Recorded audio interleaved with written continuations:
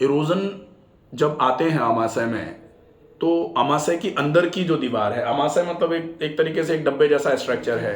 ये मुंह हो गया, ये गला, ये आहार नाल, और इसके बाद आमाशय मतलब खाने की थैली।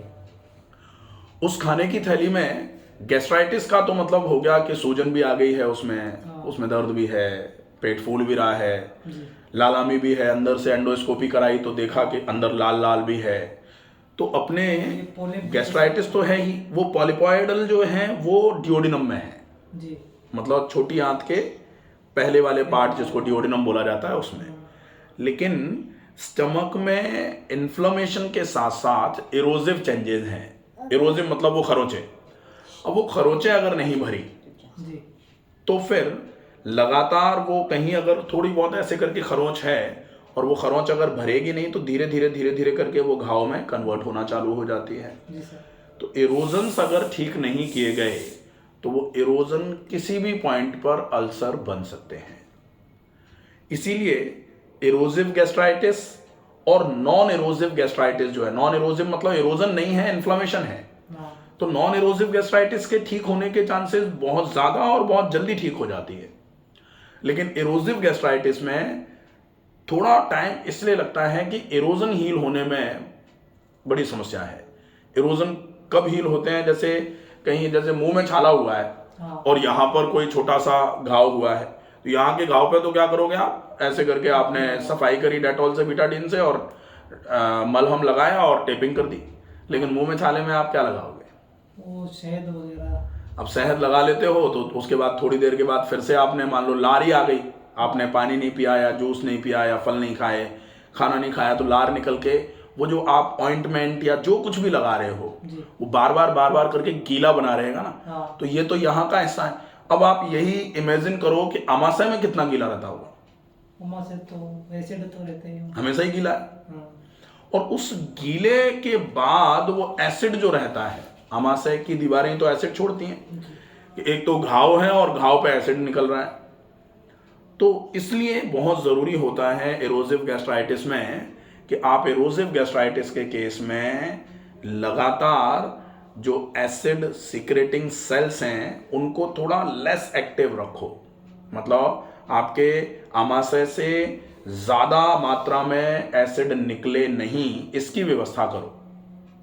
एसिड ज्यादा कब निकलता है, जब आप भारी खाना खाते हो। भारी खाने को पचाने के लिए, प्रोटीन का खाना जो खाते हो उसको पचाने के लिए ज्यादा एसिड निकलता है। या फिर आपने कुछ ज्यादा खा लिया है उसको पचाने के लिए ज्यादा एसिड निकलता है। तो आप एक तो ज्यादा मत खाओ, एक हल्का खाओ, साथ में प्रोटीन्स का ज्यादा यूज अभी मत करो, क्योंकि ज्यादा प्रोटीन मतलब एसिडिक मीडियम में डाइजेस्ट होंगी तो एसिड रिलीज होगा। दूसरा, जो एसिड रिलीज हो रहा है उस एसिड रिलीज को भी रोकने के लिए आपको प्रोटॉन पंप इनहिबिटर्स, जो सवेरे खाने वाली गोली होती है ना, उसको खाना चाहिए, ठीक है, ताकि एसिड रिलीज कम रहे। तो ये है कि ये कोई भी चीज इरोजन को कम कराने का काम नहीं कर रही है, ये तो सिर्फ बढ़े नहीं इसकी व्यवस्था है। अब आप इस इरोजन को कम करने के लिए, जल्दी से इस इरोजन में आराम हो जाए, इसके लिए क्या कर सकते हो, तो कुछ चीजें हैं। जैसे एलोपैथी में एक सिरप आती है सुक्रालफेट जी, वो पी लेता हूं। हाँ, तो वो सुक्राल ओ के नाम से आ जाएगी, तो वो दिन में 3 बार ले लो आप, लगभग 10-10 ml के आसपास दिन में 3 बार। वो क्या करती है, वो एक परत बना देती है, मतलब कहीं घाव है तो उस घाव पर एक लेयर बना दी उसने। अब उस घाव पर डायरेक्ट आपका खाना, एसिड, ये डायरेक्ट उसको और खराब करने का काम नहीं कर पाएगा, क्योंकि सुक्राल ओ ने एक लेयर जमा रखी है उस परत के ऊपर, ठीक है। तो सुक्राल ओ अच्छा है, उसको ले लेना चाहिए। दूसरा, लंबे टाइम तक के लिए फिर वो हो जाता है ना साइड इफेक्ट। नहीं, लंबे टाइम तक लेने की जरूरत ही नहीं है ना। लंबे टाइम तक तो कब लेनी पड़ेगी कि आप सुक्राल ओ भी ले रहे हो और उल्टा सीधा खा पी रहे हो, एसिड रिलीज ज्यादा से ज्यादा करवा रहे हो, बहुत स्ट्रेस में रह रहे हो, तो सुक्राल ओ क्या काम करेगी, फिर तो आप खाते रहो उसको और इससे खराब करते रहो, तो फिर कभी ठीक नहीं होना। उसका यूज करो, इधर से भी थोड़ा फॉलो अप लो, थोड़ा सा हर तरफ से अपनी व्यवस्थाओं को संभालने की कोशिश करो, तो फिर मैक्सिमम ज्यादा से ज्यादा टाइम जो है ना 3 महीने लगता है। 3 महीने में ये इरोजिव गैस्ट्राइटिस, बिल्कुल हमारे कई पेशेंट्स हैं जिनकी इरोजिव नेचर की गैस्ट्राइटिस बिल्कुल क्लियर है। और उनको ना तो आप पीपीआई लेनी पड़ रही है, ना सुकराल लेनी पड़ रही है, केवल डाइट और एक्सरसाइज से मेंटेन कर रहे हैं। ठीक है, तो सुकराल वो एक हो गया। नॉर्मल डाइट पे तो आ सकते हैं। नॉर्मल डाइट का मतलब अपन चाहें कि मिर्ची की चटनी खा सकते हैं हम। नहीं, बात में ये कभी बहुत खाइए ना। हाँ, तो वो अब ये भूल जाना उसको, क्योंकि ये तो किसी के लिए भी नहीं है भाई। आप किसी भी चीज को अगर अति कर दोगे तो अति से तो पूरा खराब ही हो जाएगा भाई। अगर आप चाहो कि ऐसे ऐसे रगड़ो और आपका माथा लाल नहीं हो रहा, अब आप चाहो नहीं नहीं हम तो ऐसे इस चाबी से रगड़ेंगे, अब बताओ अब लाल होगा कि नहीं होगा? तो चाबी से रगड़ोगे तो लाल तो होगा ही ना भाई। तो पत्थर तो कोई नहीं है ना, पत्थर तो का तो पूरा शरीर है। नॉर्मल खाना खा सकते हो। नॉर्मल का मतलब जो होता है ना कि आप रोटी खाओ, सब्जी खाओ, थोड़ा बहुत मिर्च मसाले खाओ, लेकिन हालांकि इस समस्या के होने का कारण नहीं है मिर्च मसाले। इस समस्या के होने का कारण तो स्ट्रेस सबसे बड़ा कारण है, दवाइयाँ सबसे बड़ा कारण है, स्टेरॉइड्स अगर लिए गए वो सबसे बड़ा कारण है, एंटीबायोटिक्स का यूज, जैसे दांत में प्रॉब्लम, एंटीबायोटिक खानी है, हाई डोज की एंटीबायोटिक खानी, वो सबसे बड़ा कारण है। अगर एच पाइलोरी बार बार आता है तो एच पाइलोरी को खत्म करने के लिए 3500 मिलीग्राम पूरे दिन में दवाई दी जाती है एंटीबायोटिक, तो वो भी एक बड़ा कारण है इसको कराने में, क्योंकि एच पाइलोरी तो मार दिया लेकिन गैस्ट्राइटिस तो करा देगा ना वो। दवाई तो जा आपके स्टमक में ही रही है। तो उस एच पाइलोरी किट के साथ में हालांकि आपको 2 बार एंटी पीपीआई दिया जाता है, एक सवेरे और एक शाम को, जो एसिड रिलीज कम करने वाली दवाई। सूट नहीं करी मुझे वो दवाई, तो वो सूट नहीं करेगी। वो तो बहुत सारे लोगों के साथ ऐसा होता है कि एच पाइलोरी की किट खाई, किट नहीं खा रहे थे तो ठीक थे, किट खाने के बाद तो हालत खराब हो गई। क्योंकि किट का काम क्या है? उस बैक्टीरिया को मारना। अब वो बैक्टीरिया तो मरेगा, किट से डेफिनेटली मरेगा, इसमें कोई संशय नहीं है। 97% चांसेस होते हैं पहली बार में ही बैक्टीरिया खत्म हो जाएगा। 3% कोई कोई ऐसे होते हैं लोग कि जिनमें नहीं खत्म हो पा रहा, तो वो कई कारण होते हैं उसके, तो फिर क्वाड्रिपल थेरेपी चलाते हैं, कई टाइप की थेरेपी चलती है। लेकिन उस एंटीबायोटिक का 14 दिन का जो कोर्स है, सामान्य तौर पे कहा जाता है 3 दिन से ज़्यादा 500 मिलीग्राम की एजिथ्रोमाइसिन भी अगर कोई लेता है तो antibiotic is injurious to health कहा जाता है ना।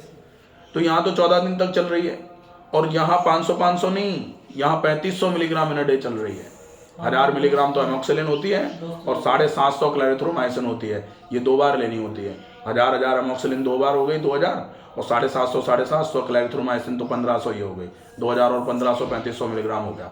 अब 3500 मिलीग्राम एंटीबायोटिक आपके पेट की जाके क्या स्थिति करता है, लेकिन मजबूरी में वो भी देना पड़ता है कभी कभी, जब बैक्टीरिया को बहुत ज़रूरी है जल्दी मार दो तो फिर वो भी लेते ही हैं लोग। लेकिन वो अगर मान लो सूट नहीं करी, छोड़ दो उसको। अब हम करेंगे क्या? इरोजिव गैस्ट्राइटिस है, इरोजन है, इसके लिए हमको डाइट पे पूरा फॉलोअप करना पड़ेगा, कंप्लीट एक्सरसाइजेस का फॉलोअप करना पड़ेगा, ज़्यादा से ज़्यादा ये ध्यान रखना पड़ेगा कि आपकी लाइफस्टाइल जो है वो नेचुरल लाइफस्टाइल हो। आप शाम का खाना लेट नहीं खा सकते, आप रात को बहुत लेट नाइट तक जाग नहीं सकते, आप सवेरे सवेरे बहुत देर तक सो नहीं सकते, आपके खाने पीने में बहुत ज़्यादा गैप नहीं हो सकता, तनाव भरी जीवन शैली से आपको दूर रहने की आवश्यकता है, अदरवाइज ये ठीक नहीं होगी। समझ रहे हैं कि अगर अपन चाहें कि तनाव तो साहब जीवन का हिस्सा है, तो आप इस वाली बीमारी को भी जीवन का हिस्सा मान लेना। ठीक है, नहीं, तनाव तो सर अभी ये ठीक नहीं, मतलब बीमारी का तनाव है, तो मुझे लगा कि मैं कब जाके मैं नॉर्मल खा पाऊंगा। हाँ, वो बीमारी का कब जाके नॉर्मल खा पाऊंगा, ये दिमाग से निकाल। स्ट्रेस नहीं, नॉर्मल आदमी वो नॉर्मल का पहले छोड़ो, पहले तो अपन ठीक कर लेना इसको। अभी पहले ठीक करें, उसके बाद नॉर्मल खा पाऊंगा कि नहीं खा पाऊंगा, ये तो खा पाओगे, ये तो कंफर्म है, लेकिन कब खा पाऊंगा अभी भूल जाओ।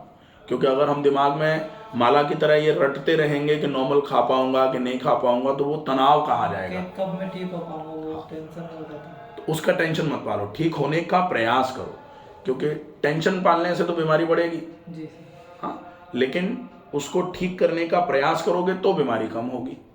ठीक है, तो इसका प्रॉपर तरीके से फॉलोअप करना पड़ेगा। ये सारी चीज़ें हो जाएंगी, प्लस नेचुरोपैथी के कुछ ट्रीटमेंट्स रहेंगे जिनका भी फॉलोअप करने की आवश्यकता होगी। अगर सही से फॉलो करोगे ना, कौन सी चीज़ें हैं जिनका विशेष फॉलोअप करना है, आप अपने मॉर्निंग रूटीन का ध्यान रखो, सवेरे सवेरे का, उसमें आपकी एक्सरसाइजेज भी आ जाएंगी। एक्सरसाइजेज ज़रूर करनी है, एक्सरसाइजेज को छोड़ नहीं सकते। खाने पीने में ध्यान रखना पड़ेगा कि आप भारी खाना नहीं खाएं, जी सर। आप कोशिश करो बहुत ज़्यादा स्पाइसेस तब तक नहीं खाएं जब तक इसमें लगभग मोर देन 60% आराम नहीं हो जाता, ठीक है। फिर कोशिश करो ज़्यादा से ज़्यादा पानी का उपयोग करो। फिर यह भी ध्यान रखना पड़ेगा कि आपका कंप्लीट रूटीन जो है पूरा सवेरे से लेके शाम तक का, उस पर स्ट्रिक्ट फॉलोअप रहे। खाने को बहुत चबा के खाओ, पानी को दिन भर में कम से कम 12-13 ग्लास के आसपास पियो। क्या नहीं करना है? नहीं करने में तनाव सबसे पहले नंबर पर नहीं लेना है। जी सर। भारी खाना दूसरे नंबर पर नहीं खाना है। खाने को जल्दी में नहीं खाना है। गर्म चीज़ों का उपयोग नहीं करना है। दूध और दूध से बनी मिठाइयाँ जहर के समान मान के चलना है। दूध से बनी सिर्फ छाछ ले सकते हैं और दही का उपयोग कर सकते हैं अगर गाय का दूध है तो, जी सर। ठीक है। तो ये सर, चीज़ें मतलब रोटी के ऊपर घी लगा सकते हैं सर? गाय का घी लगा लो, कोई दिक्कत नहीं, चलेगा, ठीक है। तो ये चीज़ें हैं जो जनरल व्हाट टू डू में आएंगी, ठीक है। अब हम देखेंगे कि स्पेसिफिकली सवेरे से लेकर शाम तक आपको क्या रूटीन रखना है, कौन सी एक्सरसाइजेज करनी है, अब आपको क्या रूटीन डाइट में रखना है और कौन से ट्रीटमेंट करने हैं। इसके लिए हम नेक्स्ट पूरा का पूरा लिख के आपको बताते हैं, ठीक है। ठीक।